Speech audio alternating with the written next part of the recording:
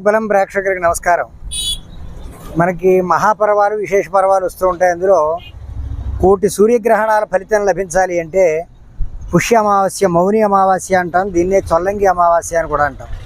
ఈ పుష్య అమావాస్య పుష్యమాసంలో వచ్చేటువంటి అమావాస్య, పుష్యబహుళ అమావాస్య, ఆదివారం, వ్యతిపాత యోగం, శ్రవణ నక్షత్రం కలిస్తే దీన్ని అర్ధోదయం అంటారు.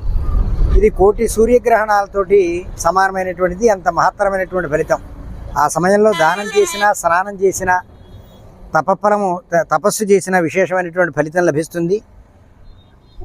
1000 రెట్ల ఫలితాన్ని లభిస్తుంది అని. ఇందులో ఏ ఒక్కటి లేకపోయినప్పటికీ కూడా, అంటే అమావాస్య నాడు ఆదివారం కానీ వ్యతిపాతం కానీ కాకపోతే, ఆదివారం కాకపోతే దాన్ని మహోదయం అంటారు.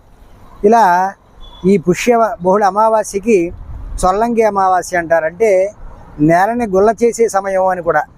అంటే పొలాల్లో పొడగాక పంట కోసుకుని గుల్ల చేయడానికి చేసేటువంటి ఒక జీవి ఏదైతే ఉందో, నత్తగొల్లల్ని చెరువులో వేసేటువంటి, ఆ చేలల్లో వేసేటువంటి ఒక ప్రక్రియ. అలాగే ఈ అమావాస్య మౌని అమావాస్య అంటారు.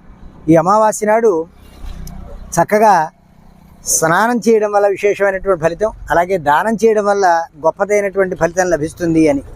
అయితే అంతేకాదు, ఈ అమావాస్య మొదలుకొని ప్రతి అమావాస్య కూడా మౌనంగా ఉండడం, మౌని అమావాస్య, మౌనం వల్ల విశేషమైనటువంటి ఫలితం లభిస్తుంది అని. మాట్లాడడం వల్ల వాగ్దోషం వచ్చి అనేక రకాలైనటువంటి భావజాలాల్లో మార్పులు వచ్చి పాప ఫలితం వస్తుంది అని మన పెద్దలు చెప్పారు. కాబట్టి కనీసం సంవత్సరంలో ఒక్కరోజైనప్పటికీ కూడా ఈ మౌని అమావాస్య రోజున మౌనంగా ఉండి వ్రతం చేయడం, భగవన్ నామస్మరణం చేయడం విశేషమైనటువంటి ఫలితం.